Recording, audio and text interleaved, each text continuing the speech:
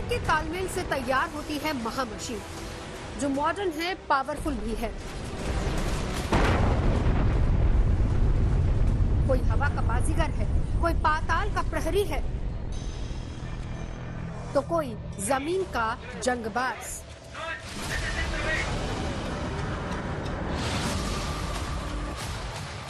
युद्ध के मैदान में जब ये कदम रखते हैं तो इनके जबरदस्त ताकत के आगे हर चुनौती छोटी लगने लगती है। भारतीय सेना के पास स्वदेशी दबंगों की टोली है, साथ ही मित्र देशों के वो ताकतवर हथियार भी हैं जो भारत की हिफाजत में हर वक्त मुस्तैद रहते हैं। जब जब भारत के खिलाफ दुश्मनों ने साजिशों का ताना बाना बुनने की कोशिश की, भारत के दमदार दोस्तों के बेमिसाल हथियारों ने उनके परखचे उड़ा दिए।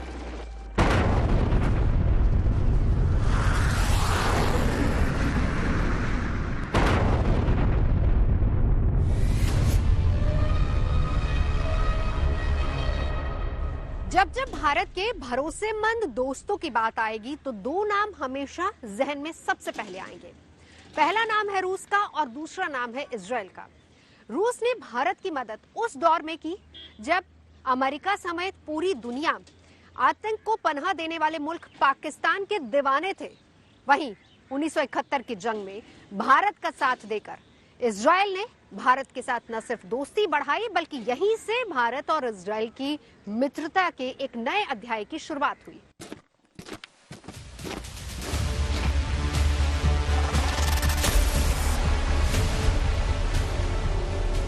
इतिहास के पन्नों को पलटने पर ये पाएंगे कि कैसे इजराइल ने भारत के लिए दमदार दोस्ती की भूमिका निभाई है।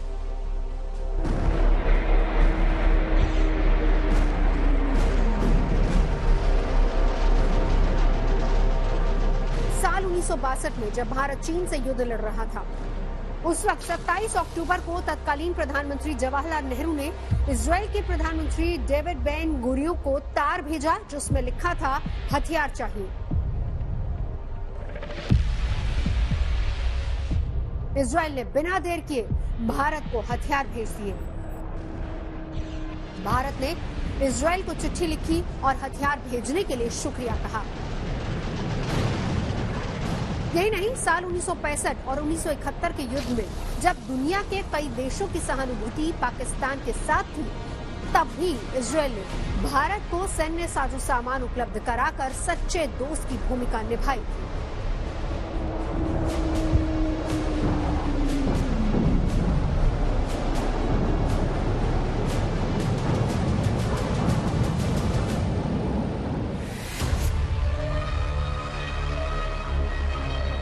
इजराइल होंद में आया 1948 में और भारत के इनके साथ संबंध शुरू में इतने अच्छे नहीं थे जो अभी हो चुके हैं। सबसे पहले 1948 या 50 के अंदर एक बॉम्बे में इमिग्रेशन सेंटर खोला गया इजराइल के लिए। उसके बाद इजराइल को अलो किया गया, एक ट्रेड सेंटर जो है वो वहाँ पर खुला। धीरे धीरे करके फिर एक कॉन्सुलेट आया और वो वहाँ पर खुला। फिर 1971 में इंदिरा जी थी प्राइम मिनिस्टर, और इंदिरा जी और उधर प्राइम मिनिस्टर थे मैडम गोल्डा मेयर। तो इन्होंने आपस में बातचीत करके कुछ हथियार जो ईरान को इजराइल भेज रहा था उनको डाइवर्ट किया गया हिंदुस्तान की तरफ। और 1999 में कारगिल की युद्ध में तो बहुत बड़ी मदद की इजराइल ने भारत की। चाहे ये भी बात ठीक है कि एक्चुअल जो रिलेशनशिप डेवलप हुआ, डिप्लोमेटिक रिलेशनशिप, वो 1992 में हुआ। इजराइल ने उस दौर में भारत के लिए मदद का हाथ बढ़ाया जब दोनों देशों के बीच राजनीतिक संबंधों की शुरुआत नहीं हुई थी।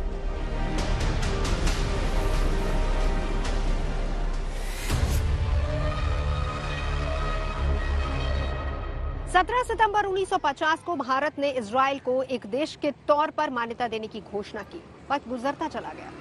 1992 में भारत और इजराइल ने एक साथ आपस में डिप्लोमेटिक संबंध और बढ़ाने की दिशा में कदम आगे बढ़ाया, जिसके तहत दोनों देश एक दूसरे के यहाँ अपना अपना दूतावास खोलेंगे, जिसमें तमाम स्टाफ रखा जाएगा और डिप्लोमेटिक संबंधों को आगे बढ़ाया जाएगा। इसका सीधे तौर पर मकसद ये था कि तमाम समझौते और डील्स जो भी दोनों देशों के बीच में हो रहे हैं उसमें और ज्यादा तेजी लाई जा सके।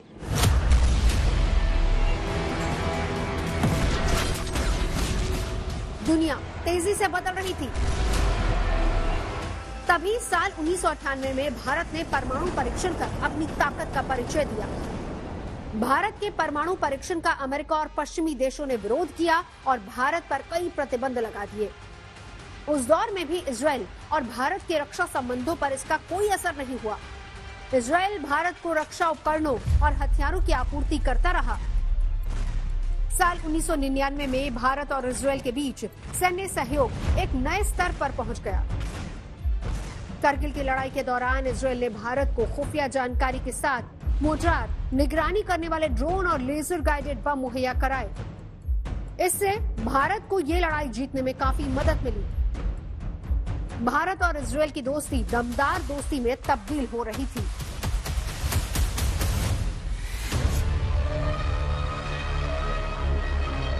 कारगिल वार में जो इजराइल की मदद थी वो बहुत क्रिटिकल थी, क्योंकि उस टाइम हमारे अगेंस्ट सैंक्शन यूएस ने लगा रखे थे। जब 1998 में जो पोखरण का वो हमने न्यूक्लियर टेस्ट किया था, उसकी वजह से हमारे ऊपर सैंक्शन लगी हुई थी। तो उस टाइम इजराइल ने मिराज 2000 और लेज़र गाइडेड मिसाइल्स की से हमें मदद करी, क्योंकि कारगिल युद्ध ऐसा था कि जो हाइट्स के ऊपर था और वहाँ पर हमें लेज़र गाइडेड मिसाइल की या एमुनेशन की बहुत सख्त ज़रूरत थी। तो मेरा ख्याल है कि ये एक बहुत बड़ी सपोर्ट थी जो 1999 में हमें इजराइल ने दी, और वो भी एक बहुत बड़ा कारण है कि हम वो युद्ध को जीत गए।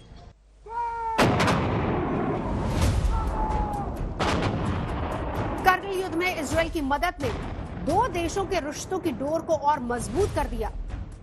भारत और इजराइल के संबंध गर्मजोशी के साथ आगे बढ़ने लगे।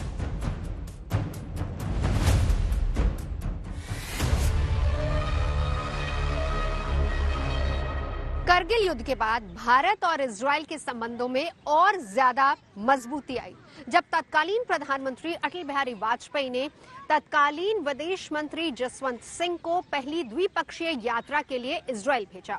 उसके कुछ ही महीनों बाद गृह मंत्री लालकृष्ण आडवाणी ने भी इजराइल की यात्रा की। लेकिन भारत और इजराइल के संबंधों में मजबूती तब आई जब साल 2017 में पहली बार भारत का कोई प्रधानमंत्री इजराइल पहुंचा, और वो थे नरेंद्र मोदी। नरेंद्र मोदी भारत के पहले प्रधानमंत्री थे जिन्होंने इजराइल का औपचारिक दौरा किया था।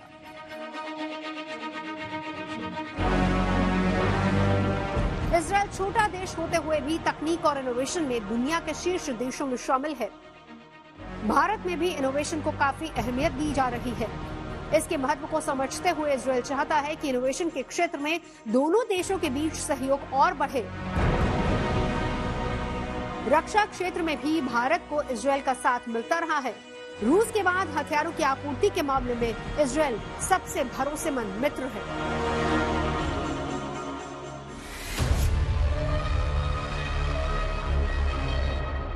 इजराइल वैसे कहने को एक छोटा सा देश है, लेकिन यहाँ बने हथियार दुनिया भर में इस्तेमाल होते हैं। इजराइल के पास हवा, जमीन के अंदर मार करने वाले हथियारों की ताकत है, या कहें कि हथियारों का जखीरा इजराइल के पास है। इतना ही नहीं, मिसाइल बनाने की ताकत में भी इजराइल का कोई सानी नहीं है।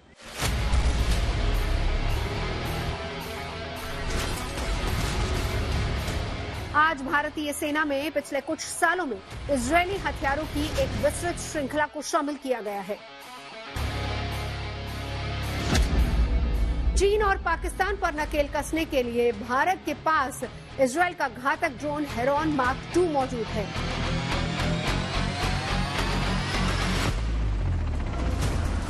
ये ड्रोन आतंकियों को चुन चुन कर मौत के घाट उतारता है।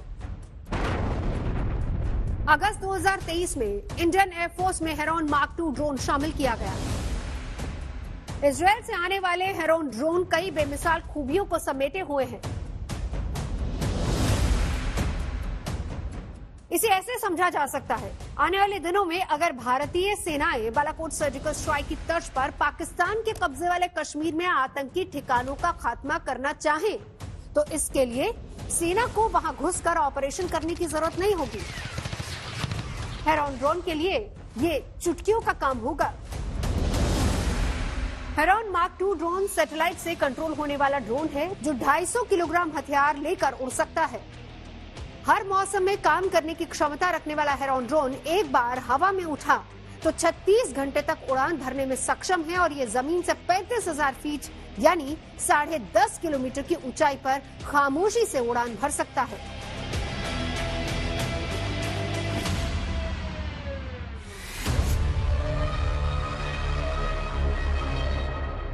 हेरॉन मार्क 2 एक इजराइल का ऐसा यूएवी या अनआर्म्ड व्हीकल जिसको बोलते हैं, ये एक ऐसा ड्रोन है जिसको सर्वेलेंस के लिए इस्तेमाल किया जाता है। किसी भी ड्रोन की खासियत ये होती है कि उसके अंदर कैसे रडार और कितनी जो डाटा कलेक्शन करने वाला जो इक्विपमेंट है उसको लोड किया जा सकता है। ये तकरीबन हायर हाइट पर 35,000 फीट की हाइट के ऊपर ये ट्रैक कर सकता है। ड्रोन की या रडार की रिक्वायरमेंट ये होती है जो उसके अंदर फिटेड है कि किसी तरह से उसको डिटेक्ट किया जाए, ट्रैक किया जाए और उसको आइडेंटिफाई किया जाए। तो ये सर्वेलेंस के लिए ये ड्रोन जो है इसको मेल भी बोलते हैं, मीडियम आल्टीट्यूड और लॉन्ग एंड्योरेंस।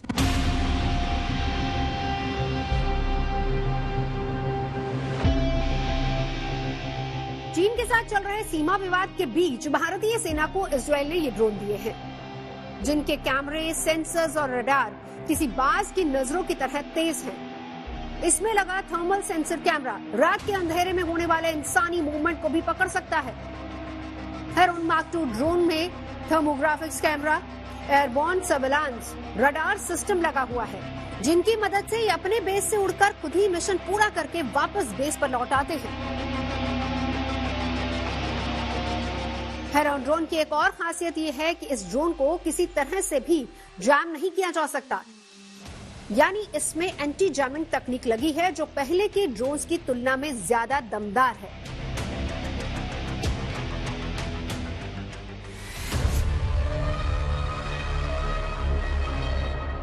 इसकी एंडोरेंस तकरीबन 45 आवर्स है और आल्टीट्यूड तो 35,000 फुट है ही है और इसकी स्पीड भी अच्छी है, तकरीबन 280 किलोमीटर की स्पीड के साथ ये काम करता है।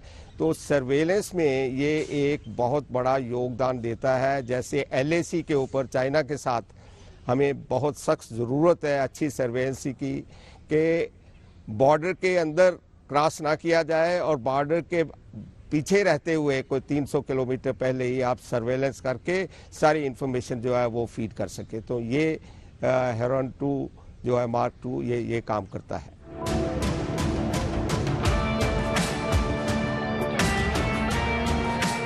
हेरॉन ड्रोन की एक और खास बात है कि इसकी मदद से समंदर के अंदर भी झांका जा सकता है, यानी हेरॉन ड्रोन की मदद से पानी की गहराइयों में मौजूद पनडुब्बियों पर भी नजर रखी जा सकती है।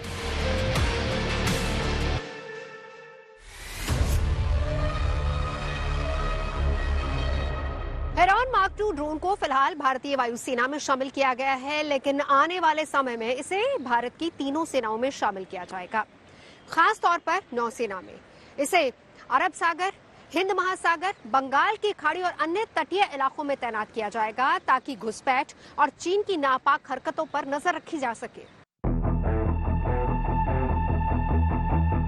सरहद पर भारतीय सेना के हाथों में इजराइल का बना एक ऐसा ताकतवर हथियार है जो घुसपैठियों और आतंकियों के लिए जहन्नुम पहुंचाने में देर नहीं लगाएगा।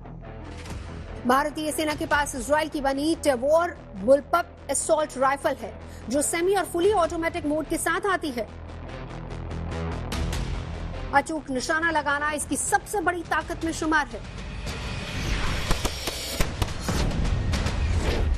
भारत में टेबोर राइफल के अलग अलग वर्जन्स का इस्तेमाल होता है,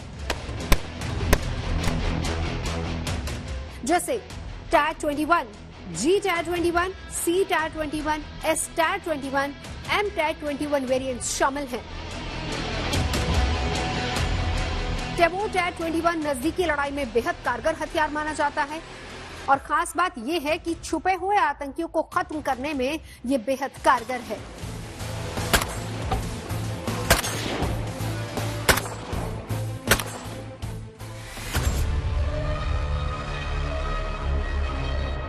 ये एक इजराइल की असॉल्ट राइफल है जो उन्होंने जब लेबनान के साथ 1982 में लड़ाई हुई तो उसके बाद पता चला कि जो क्लोज क्वार्टर बैटल जिसको हम बोलते हैं उसके अंदर या अर्बन एरिया में जो लड़ाई होती है उसके अंदर इसको करने के लिए इस्तेमाल करने की जरूरत पड़ी।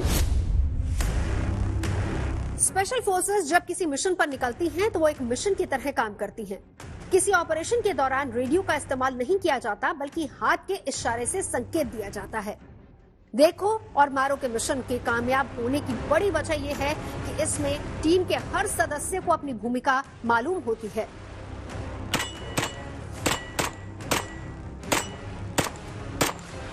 मुश्किल प्रशिक्षण और प्रैक्टिस की वजह से इनकी एक्यूरेसी 100% तक रहती है।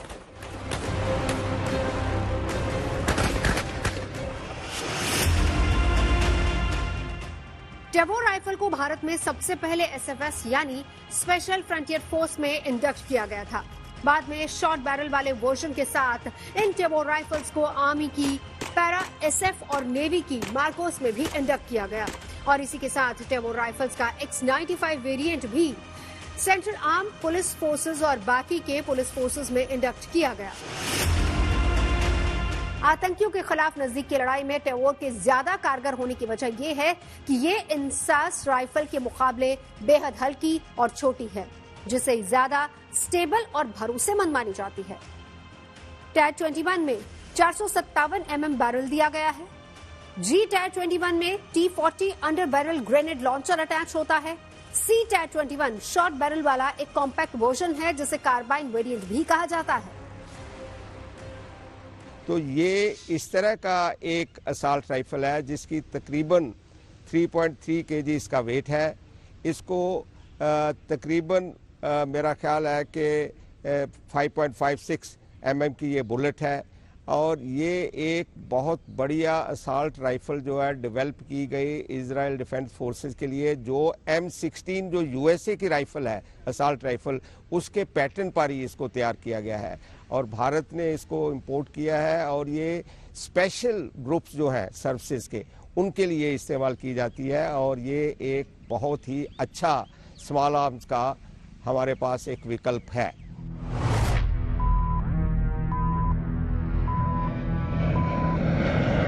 भारतीय सेना इजराइल का फाल्कन AWACS यानी airborne warning and control system भी इस्तेमाल कर रही है। अवाक्स हवा में उड़ता हुआ सर्विलांस सिस्टम है जो हवा में किसी भी तरह के खतरे की चेतावनी फौरन दे देता है। अवाक्स की मदद से हवाई हमले किए जाते हैं या हमलों को रोकने की कार्रवाई की जाती है। अवाक्स का इस्तेमाल उन जगहों पर किया जाता है जहां ग्राउंड सर्विलांस संभव नहीं होता।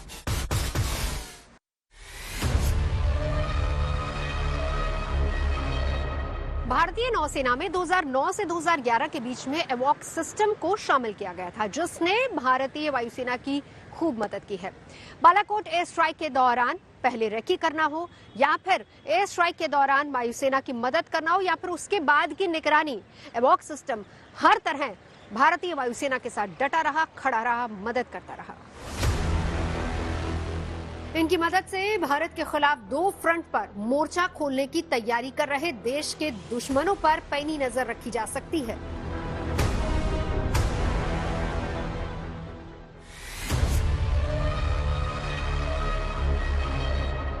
Airborne warning and control system जो है जिसको अवैक्स बोलते हैं, इसका मेन काम ये है कि किसी तरीके से दुश्मन के एयरक्राफ्ट को एंटी एयरक्राफ्ट या एयर डिफेंस के लिए इस्तेमाल किया जाता है और इसका मेन काम ये है कि ये किसी तरह से दुश्मन के जहाज़ को उसको डिटेक्ट करना, उसको ट्रैक करना और उसके बाद उसको आइडेंटिफाई फ्रेंड ऑफ फो करके इंफॉर्मेशन देनी ताकि उसके ऊपर जिस तरह से उसको एंगेज करना चाहता है दुश्मन के जहाज़ को उस तरह से एंगेज किया जाए।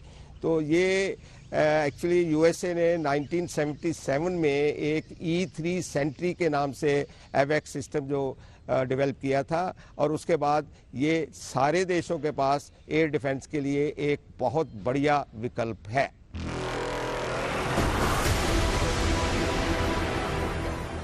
हमारे दोनों पड़ोसी देशों की ज्यादातर सरहदें पहाड़ों पर हैं, लिहाजा सेना को ज्यादा सतर्क रहने की जरूरत है। ऐसे में भारत के दमदार दोस्त इजराइल ने भारत को अपनी modern anti tank guided missile spike भी दी, जिसका लेटेस्ट वर्जन है स्पाइक NLOS यानी non line of site. Spike NLOS भी एक ऐसी एंटी टैंक गाइडेड मिसाइल है जो पहाड़ों में छिपे दुश्मन के ठिकानों को तबाह करने में सक्षम मानी जाती है।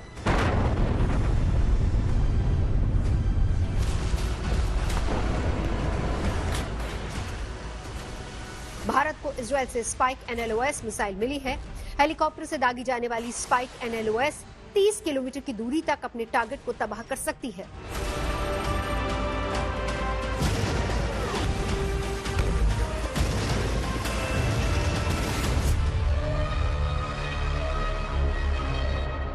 स्पाइक जो एक non line of site anti tank missile है, ये यूएसए की मिसाइल है, और ये ऐसी मिसाइल है कि जिसको 50 किलोमीटर तक दुश्मन के टैंक को डिटेक्ट करके उसको डिस्ट्रॉय किया जाता है। 2 मोड में आती है। एक मोड तो ये है कि फायर एंड फॉरगेट जिसको बोला जाता है, और दूसरा है man in the loop. Man in the loop के अगर आपने फायर कर दी मिसाइल तो उसके बाद आप अगर इसको कंट्रोल करना चाहते हैं तो वो भी कंट्रोल किया जा सकता है। जो 6th जनरेशन अभी उन्होंने नई बना ली है ये मिसाइल, इसका रेंज तकरीबन 50 किलोमीटर है। जो 4th जनरेशन थी उसका 25 किलोमीटर था। तो ये एक बहुत ही बढ़िया विकल्प है, ख़ास करके पहाड़ों में जहाँ पर दुश्मन जो है छुपे होते हैं, दुश्मन के टैंक जो है पहाड़ी के पीछे हो सकते हैं, तो वहाँ non line of site anti tank missile जो है वो बहुत बढ़िया काम करते हैं।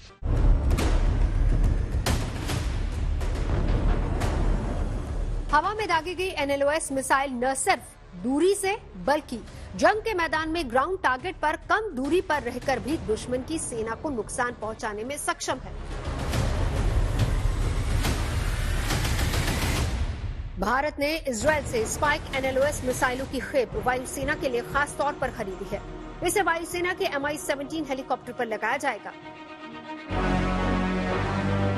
दरअसल जून 2020 में गलवान में भारत और चीन की सेना के बीच हुए हिंसक झड़प के बाद चीन ने लाइन ऑफ एक्चुअल कंट्रोल के करीब बड़ी तादाद में टैंक और दूसरे लड़ाकू वाहन तैनात करना शुरू कर दिया था, जिसके बाद भारतीय वायुसेना ने एंटी टैंक गाइडेड मिसाइलों का ऑर्डर दिया।